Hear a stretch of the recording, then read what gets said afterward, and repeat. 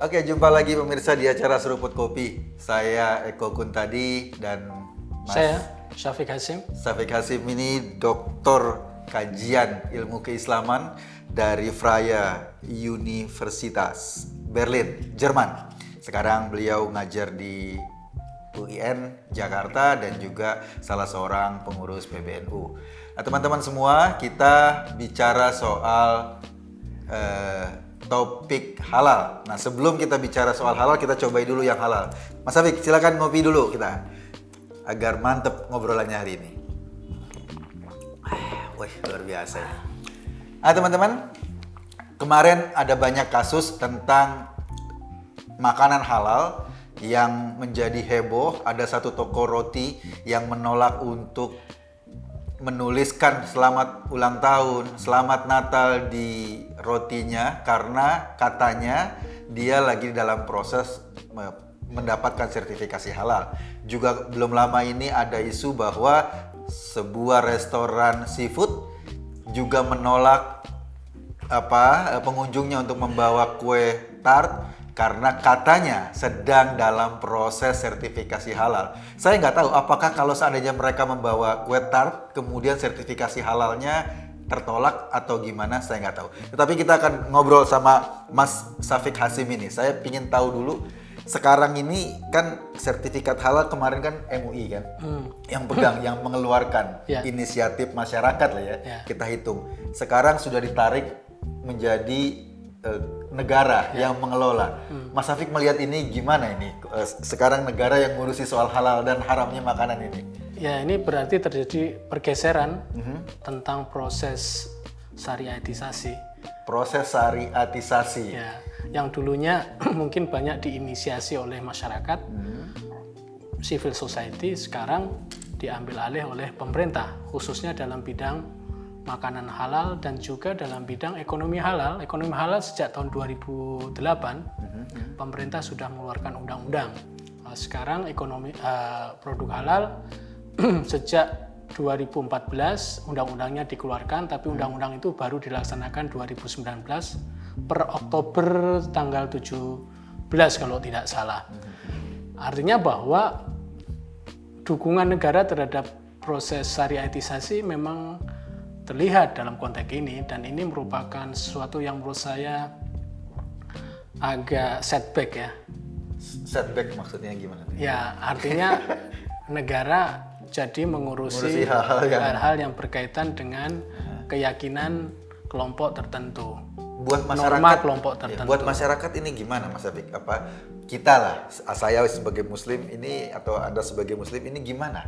Dengan kehadiran negara yang langsung secara teknis ini gimana? Kalau zaman dulu kan, katakanlah pada pemerintahan Soeharto ya, sampai ya pada pemerintahan Soeharto saya kira sampai reformasi, kita itu memiliki kebebasan untuk menentukan makanan apa yang mau kita makan, minuman apa yang mau kita minum, kosmetik apa yang mau dipakai oleh kita, kemudian obat apa yang mau kita makan. Masyarakat menentukan dirinya sendiri dan melakukan kontrol terhadap dirinya sendiri, bahwa saya tidak makan sebuah makanan yang tercampur babi atau barang haram yang lainnya, tapi berdasarkan pertimbangan dan kesadaran dirinya, kontrol diri. Kontrol diri. Kontrol diri. Tapi kalau sekarang dengan ada undang-undang tersebut, makanan, minuman, obat-obatan, kosmetika, bahkan barang-barang, bahkan jalan-jalan pun sudah dikontrol oleh negara untuk memenuhi standar syariat. Gitu. Ya. Nah, itu bagi kita artinya gini. Kalau kemarin kan sertifikasi halal dikeluarkan oleh lembaga MUI sebagai lembaga civil society, besok dikeluarkan oleh negara. Kalau dikeluarkan oleh negara kan berarti ada kewajiban bagi penyedia makanan terutama untuk punya sertifikasi halal kalau mereka mau jual ke kelompok yang umum gitu. Ya, justru itu problem kita. Kalau dulu MUI kan voluntarily, sukarela. Oh, nggak ada kewajiban ya? Nggak ada kewajiban. Pengusaha nggak punya. Jadi produsen itu bisa mengajukan dan bisa tidak. Oke. Gitu. Paling kalau tidak mengajukan dikatakan, oh dia nggak mengajukan. Oke. Tapi kan sekarang sudah ada undang-undangnya. Berarti wajib. Wajib. Aha. Kalau dia tidak mau memberikan sertifikat halal, maka barang yang dia produksi harus diberi keterangan bahwa barang ini belum mendapatkan sertifikat halal, alias barang ini menjadi kategori non halal. meskipun Halal. yang dijual itu halal. Oh, Gitu. gitu. Meskipun yang dijual itu halal. Saya ngebayangin kalau seandainya semua makanan atau barang konsumsi ini harus disertifikasi halal, berapa juta item dan berapa banyak kemampuan negara untuk mensertifikasi itu semua? Karena menurut saya, katakanlah satu, kopi misalnya. Kopi itu kan ada kopi A, B, C dan masing-masing toko beda-beda gitu. Yeah. Itu ketika satu item saja butuh waktu sekitar 5 hari. Kesanggupan negara saya nggak terlalu yakin untuk akhirnya malah menjadi problem buat pengusaha ini. Ya, selama ini melalui MUI mereka merasa bisa melakukan itu, tapi pada saat itu kan memang masih berbentuk sukarela. Kalau sekarang kan wajib. Ya, negara mau tidak mau harus mempersiapkan persoalan itu semua. Infrastrukturnya harus siap semua, tapi yang lebih dari itu semua, selain merepotkan, itu juga ada unsur komodifikasi. Komodifikasi. Artinya melakukan itu tidak semata-mata negara ikut campur tentang halal dan haramnya sebuah produk, tapi juga negara bisa mengambil manfaat. Karena bayar Iya. iuran gitu. Salah satu isu yang sekarang terjadi adalah negara belum bisa menentukan pricing, harga. Untuk sebuah satu sertifikat. Untuk sertifikasi halal. Karena apa? Karena undang-undang itu menyebutkan bahwa bagi pengusaha kecil itu akan mendapatkan bantuan dari negara. Oke. Artinya kalau mendapatkan bantuan dari negara, dia harus disubsidi. Nah, sementara negara tidak berpikir bahwa jumlah pengusaha menengah ke bawah itu jutaan. Iya. Karena kan saya khawatir gini, Akhirnya dibebankan kepada pengusaha pengusaha besar. besar. Jadi bebannya terlalu besar gitu buat Pengusaha besar mungkin merasa bahwa itu terlalu membebani mereka. Hal-hal seperti ini tidak dipikirkan ketika membuat undang-undang. Gitu. Artinya undang-undang ini sebetulnya jadi malah ngeribetin gitu ya. Ya buktinya sampai sekarang mereka belum siap. Iya. BPJPH belum siap. Bayangkan, sekarang mereka belum siap, ketika nanti mereka siap, atau katakanlah, tapi mereka harus melayani jutaan orang yang minta sertifikasi, karena sudah undang-undang, sudah ada kewajiban, kan jutaan yang bakal masuk nih. Berapa lama prosesnya? Kemudian karena isunya sudah meningkat, masyarakat taunya ini belum mendapat sertifikat, non halal. Ini kan bahaya bagi para pedagang atau para konsumen, produsen, ini kan luar biasa bahaya. Itu komplikasi yang mungkin harus diantisipasi oleh BPJPH. Ya. Oke. Tapi mereka memiliki standar waktu yang sudah ditentukan. Apakah mereka bisa memenuhi standar waktu atau tidak gitu. Dan sudah barang tentu sertifikasi ini akan menjadi persoalan bukan hanya bagi para pengusaha besar. Saya kira persoalan yang lebih berat itu pada pengusaha kecil. Ini nggak akan efektif. Nggak akan efektif. Kalau mereka misalnya disubsidi saja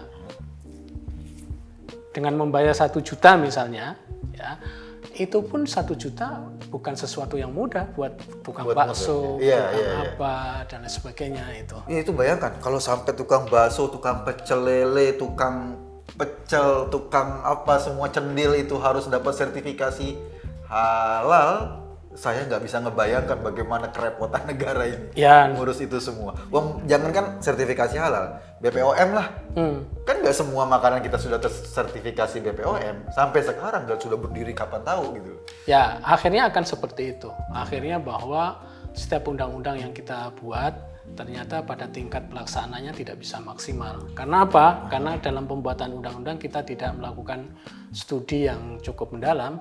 Oke. tentang implikasi-implikasinya. Iya, saya akhirnya melihat begini bahwa ini salah satu trik marketing bagi pengusaha besar ya untuk menggrab konsumen yang sedang genit beragama gitu.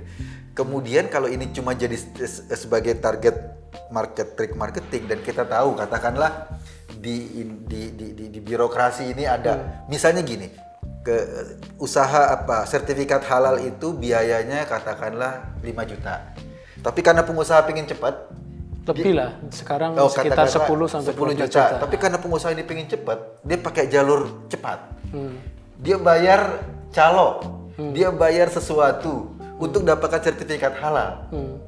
Esensinya ini halal gak gitu? Ini esensinya ini halal gak nih? Ketika dia bayar calo karena dia merasa berkepentingan, Pakai broker atau jalan lewat belakang atau cepetan keluar sertifikat deh, gue bayar aja. Ya, salah satu permasalahan yang kemarin-kemarin itu broker itu juga menjadi sebab sertifikasi halal berbiaya tinggi karena lebih mahal membiayai brokernya daripada mendapatkan sertifikat halal. Gitu ya? Nah itu kan jadi soal. Nah ini kan jadi lucu kan? Kita dapat sertifikat halal dengan jalan nyogok, broker dan lain-lain. Ini jadinya lucu. Harus diantisipasi itu. Jadi sebetulnya yang harus disertifikasi dulu adalah lembaga sertifikatnya dan prosesnya agar sertifikatnya halal beneran. Proses di MUI, proses di Depak, disertifikasi halal dulu. Ya. Dipastikan. Gitu. Nanti ada lembaga pemeriksa halal yang resmi. Para pengusaha ya harus melalui yang resmi itu. Okay. Kalau dia melalui sistem brokerage ya pakai brokerage yang resmi. Tapi saya tidak tahu apakah dibolehkan mengurus sertifikasi halal melalui lembaga perantara. Tapi yang saya katakan, Mas, itu sertifikasi halal ini lebih menguntungkan pengusaha besar. Lebih menguntungkan. Kenapa tuh? Karena pengusaha besar sudah terbiasa memenuhi semacam standar mutu. Oke. Sementara dalam sertifikasi halal itu ada yang disebut dengan SJH, standar jaminan sistem jaminan halal. SJH itu sistem jaminan halal itu sangat rumit. Oke. Dan itu hanya bisa dilakukan bukan hanya bisa, artinya karena kerumitannya itu yang terbiasalah yang biasa. Yang bisa dan yang terbiasa itu adalah para pengusaha besar. Misalnya ya, menurut SJH, sebuah bakso itu halal atau haram itu bukan hanya tergantung pada bakso yang bahannya sudah tersedia itu, tapi bahan daging itu tadi disembelih di mana, disimpan di mana, apakah dalam menyimpan itu terselamatkan dari cipratan barang najis dan tidak. Kalau para pengusaha kecil itu kan menaruh bahan makanan kan di sembarang tempat itu. Environment-nya debu atau cipratan air atau apa itu kan kita tidak tahu. Karena itu undang-undang ini menurut saya bias elit pengusaha. Elit, ya? Oh gitu, bukan tapi bias elit beragama aja. Bias elit agama juga. Bias elit agama juga. Sebagaimana kita ketahui bahwa komodifikasi itu memang selalu oligarkik ya. Oleh kelompok pemimpin tertentu, kemudian didukung oleh negara dan lain sebagainya. Tapi gini, kalau saya lihat, kita lihat sehari-hari ya, kita punya BPOM, dan kemudian sekarang juga BPOM tetap ada, tapi juga cuma ngurus produk-produk besar saja. Toh produk kecil kayak kerupuk dan lain-lain beredar bebas di publik. Kita berharapnya seperti itu, bahwa kita tetap memiliki kebebasan untuk membeli makanan sesuai dengan gitu ya. Karena yang pengusaha kecil kan mungkin nggak punya biaya untuk mengurus yang ribet-ribet itu kan. Jelas. Itu challenge, itu hambatan untuk BPJPH. Oke. Nah, Mas Syafiq, ini saya pengen bicara yang terakhir. Kalau seandainya pemerintah, ini kan dalam undang-undang nggak ada pidana, nggak ada apa. Kalau seandainya soal halal dan haram ini digunakan untuk persaingan, katakanlah ini kompetitor, saya keluarkan isu tentang kehalalan dan keharaman. Misalnya dua-dua sudah punya sertifikat, sementara tingkat approval rating publik kan belum tentu nih sertifikat ini tuh bisa dibeli dan lain-lain gitu kan. Satu itu. Kemudian apakah negara punya wewenang atau punya kewajiban untuk memprotek orang yang sudah pegang sertifikat ini terhadap isu-isu misalnya dari kompetitor bahwa ini sertifikatnya nggak halal dan lain-lain. Ya, ketika dia mendapatkan sertifikat halal sudah barang tentu itu jaminan ya. Secara tidak langsung jaminan dari negara itu. Jika terjadi persaingan pasar, saling membuat kabar palsu dan sebagainya, saya kira itu mungkin bukan bagian dari proses sertifikasi halal, tapi bagian dari proses persaingan usaha. Tapi menurut saya ya Mas ya, soal sertifikasi halal itu jadi kemana-mana gitu urusannya, tidak hanya berkaitan dengan barang makanan, minuman, kemudian obat-obatan dan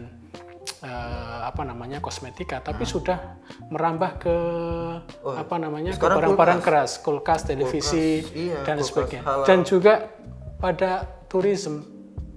Halal wisata turisme, halal gitu wisata ya. halal gitu. Itu luar Itu biasa. sangat sulit. Mas Afik, ini kan soal makanan halal dan lain-lain. Sekarang kan sudah merambah kemana-mana nih. Ada kulkas halal, bahkan ada makanan kucing yang halal. Kucing nggak ada hubungannya sama ibadah tapi dihalalin. Kemudian ada banyak barang-barang juga tourism. Nah ini dampaknya kan luar biasa. Orang misalnya di Bali gitu loh, yang masyarakatnya memang sebagian besar penganut Hindu, atau katakanlah di Toba. Orang datang ke Bali kan bukan mau mereka mau leisure ya. Gimana Anda melihat ini? Dalam konteks Indonesia sebagai negara yang tidak menggunakan sistem agama atau bukan negara teokrasi, saya kira soal ini benar-benar menjadi tantangan kita bersama gitu. Artinya syariatisasi dalam berbagai bidang gitu, public life gitu, bahkan tak terbendung gitu. Misalnya konteks sertifikasi halal tidak hanya pada 4 bidang tadi, tapi juga mencakup televisi dan lain sebagainya. Dari perspektif agamanya ada legitimasinya, ada. Tapi dari perspektif kehidupan berbangsa dan bernegara yang plural, ini yang menjadi agenda kita bersama. Misalnya soal halal tourism. Kan karena ada undang-undang seperti itu, lalu pemerintah daerah ingin melaksanakan. Misalnya di Toba, kalau kita ingin menciptakan halal tourism, maka Toba itu harus bersih dari semua barang yang haram, kayak babi, anjing dan sebagainya. Kalau menggunakan konsep ini, tidak bisa berkeliaran di sembarang tempat gitu. Padahal orang mau ke Toba kan mau wisata alam kan, pengen lihat suasana asli dong. Bali misalnya ya. Bali juga orang-orang yang akan ke sana kan ingin menikmati pantai. Iya. Kalau memakai pakaian yang tidak sesuai dengan pantai gitu ya. halal gitu. Repot juga. Kan orang nggak bisa berjemur di pantai dan lain sebagainya. Orang ke pantai pakai baju koko semua.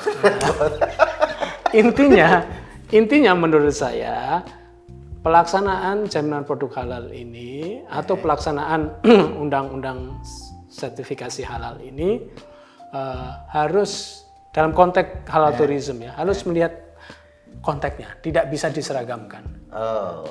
Misalnya kayak Bali, kayak Manado, kayak Toba, daerah-daerah yang dimana mayoritasnya itu non-Muslim, itu dicari sesuatu yang minimal seperti di Thailand. Thailand kan non-Muslim juga, tapi juga mereka menerapkan konsep turisme halal, wisata halal gitu.